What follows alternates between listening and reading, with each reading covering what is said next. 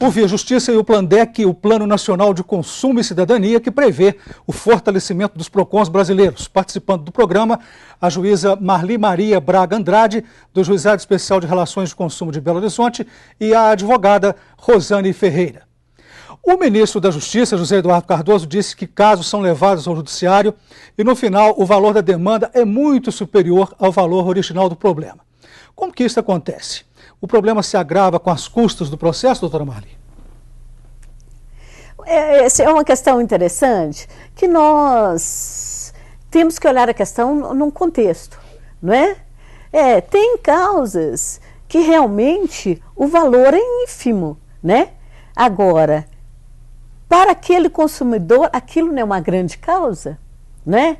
Agora, os juizados das relações de consumo ou os juizados especiais, ele não existe para uma ou duas ou três pequenas causas, né? Ele existe, né, por uma demanda de causas, uma enorme demanda, diga-se de passagens, por causa até 20, 40 salários mínimos sem advogado e 40 salários mínimos com advogado. Mas o ministro citou um exemplo lá, o caso vale 300, vai na justiça acaba ficando R$1.000. R$1.000. Mas ele não fica R$1.000 porque o judiciário não existe para aquele caso de R$1.000. O judiciário existe para milhões de casos.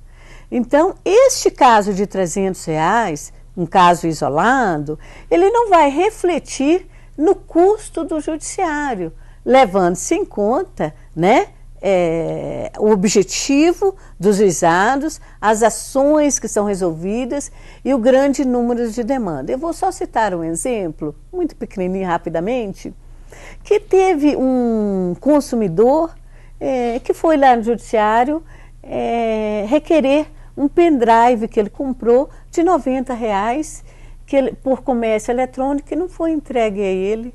E nesse momento eu pensei igual a esse ministro. Realmente, será que esse consumidor precisava vir por essa questão, né?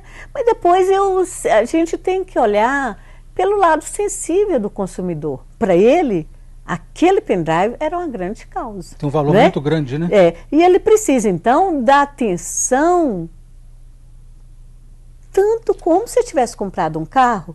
Não é assim que nós temos que ver pela ótica fornecedor-consumidor. Doutora Rosane, a presidente Dilma disse que agora a defesa do consumidor vai virar uma política de Estado. Gostaria do comentário da senhora.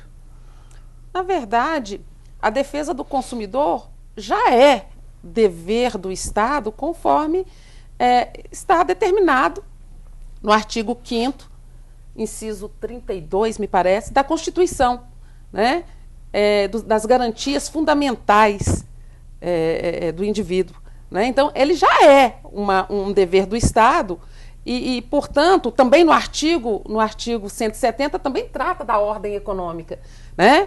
Tudo da Constituição. Quer dizer, já é uma questão que o Estado tem que olhar, porque todos somos consumidores e muitas vezes até mesmo o Estado. Equiparado pelo artigo 29, né, doutora? No lançamento do Plandec, a presidente falou sobre isso, que o Estado tem que dar respostas também. Ela que criticou também a questão dos prazos, né? Prazos das obras de andamento, que isso tem que ser olhado. Tem que ser cumprido, inclusive pelos órgãos públicos, né? Que não cumprem também os prazos. Os prazos são só para quem está do lado de cá. Cerca de 70% das demandas judiciais dos juizados de pequenas causas são relacionadas a consumidores. Segundo o Ministério da Justiça, no ano passado, os PROCONs registraram mais de 2 milhões de reclamações, um aumento de quase 20% em relação a 2011. A situação aqui em Belo Horizonte, no juizado da senhora, qual que é, doutora Marli? Bom, a situação nos juizados de Belo Horizonte, ela não difere da situação nacional. Há um aumento de demanda diuturnamente e os juizados têm se adequado e procurado dar uma resposta célere a estas questões. Só tem números aí? Eu trouxe aqui rapidamente assim, já. Uma pesquisa rápida que eu fiz ontem também do que foi possível, que nos juizados, isso desde a criação dos juizados até a data de ontem, que eu fiz o levantamento de todos os dados que eu possuía no sistema, foram distribuídas 386.504 ações relativas a consumo. Isso só em Belo Horizonte. Isso só na capital mineira. E dentro dessa distribuição de 386.504 processos, foram baixados e julgados 364.261. Eu quero só dizer que não há demanda represada.